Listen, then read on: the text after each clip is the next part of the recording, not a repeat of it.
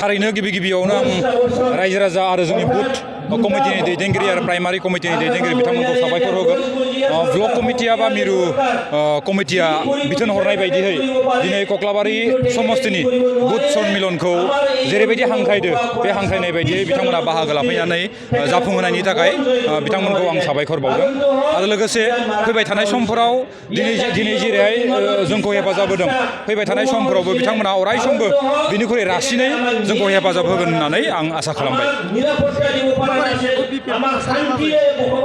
बिपिएफनि थासारि होननानै बुङोबा नोंथांमोना नुगोन थांनाय 2014 आरो 2015 मायथाइनिफ्रायनो कक्लाबारि समस्तियाव बिपिएफआ गैखाया। गोबां मानसिफ्रानो सानो देग्लाय इउपिपिएल सरकार थानायखाय देग्लाय कक्लाबारि समस्तियाव देग्लायसो इउपिपिएल जादों होननानै, नाथाय थांनाय गोबाव समनिफ्रायनो कक्लाबारि समस्तियाव बिपिएफआ गैखाथारा आरो फैबाय थानाय समफोरावबो बिथांमोना जोंनि कक्लाबारि समस्तियाव बिपिएफआ मालाबाबो फैनो हाया, बेखौ जों गेरेन्टि लानो हायो।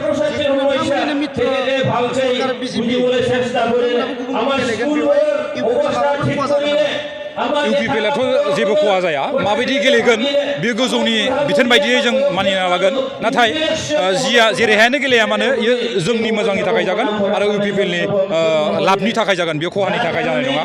आं ओंखायनो रायजो राजा आरो जोंनि दैदेनगिरिफोरखौ बेले बेजे जाहाथे सानबाय थाया ससियेल मिडियानि बाथ्राफोरखौ लानानै, बेखौ आं खावलायदों। आरो फैबाय थानाय समफोराव अरायसमबो जों गुबुन दोलोनि अनगायैबो जाय बिथांमोना जोंनियाव गेलेफैनो होननानै सानना दं बिथांमोनखौ आं गिबियावनो खावलायखानो लुगैदों। कक्लाबारि समस्तियाव इउपिपिएलनि बादै प्रमद बर' बिथाङा दैदेननाय सरकारनि बादै बेयाव रावबो राजखान्थि आफादा बाहागो लाफैयानो मोजांखा। आं मैया दाखालि बावै गुबुन आफादफोरनि प्रेस मिटखौ नुदों जे कक्लाबारि समस्तियावबो होगोन होननानै। आं बिथांमोनखौबो खावलायनो लुगैदों कक्लाबारि समस्तियाव इउपिपिएलनि बादै ट्रेक्टरनि बादै रावबो आफादफोरखौ रायजो राजाफ्रा गनायनाय नङा आरो जोंबो गनाया।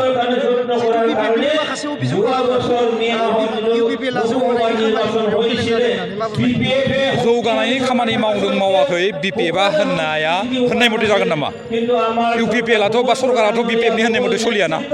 जों सरकार हिसाबै जों पार्टि हिसाबै जों रायजोनि जिखिनि गांनाय उखैनाय रायजोनि जिखिनि साननाय हनाय बिनि सायावसो जों लानानै खामानि मावगोन।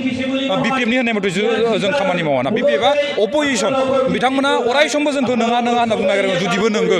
दा ओंखायनो आं सानो बिथांमोना अपोजिसनाव थानानै बायदिसिना बाथ्रा बुंगोन, बेयाव जोंहा खर' सानो लागा गैया। जों समाजनि थाखाय, जोंनि हारिनि थाखाय, जोंनि जाथिनि थाखाय, जों गोजोननि थाखाय, जोंनि ओनसोलखौ जौगानायनि थाखाय जों थांथै रायजोजों थानानै खामानि मावगोन। आरो फैबाय थानाय समफ्रावबो रायजोफ्रा जिहेथु हेफाजाब होगोन, आं ओंखायनो रायजोफोरखौ खावलायनो लुगैदों जों नोंथांमोनजों थैथां अरायसमबो दं। समाजनि थाखाय, हारिनि थाखाय, ओनसोलनि थाखाय, गोजोननि थाखाय जोंनि मोनफ्रोमबो बिथिं, सोलोंथायानो जा, गेलेनाय बिथिङानो जा, समाज बिथिङानो जा, थुनलाइयानो जा, राव हारिमुआनो जा, मोनफ्रोमबो बिथिङाव जोंनि सरकारा अरायसमबो खामानि मावबाय दं आरो अरायसमबो खामानि मावगोन होननानै आं सानो। मानो होनोबाथाय बिपिएफआ गावसिनि जिखिनि अस्तित्व, गावसिनि जिखिनि थामोनथाय, बे थामोनथाया गोमालांहां जाबाय, गोमालांजोब्बाय फ्राय। बे समाव बिथांमोना बायदिसिना रायजोफोरनो मोनसे भ्रम नंखाय फोसावनायनि गेजेरजों बिथांमोना रायजोफोरखौ प्रभक खालामनो सानबाय दं।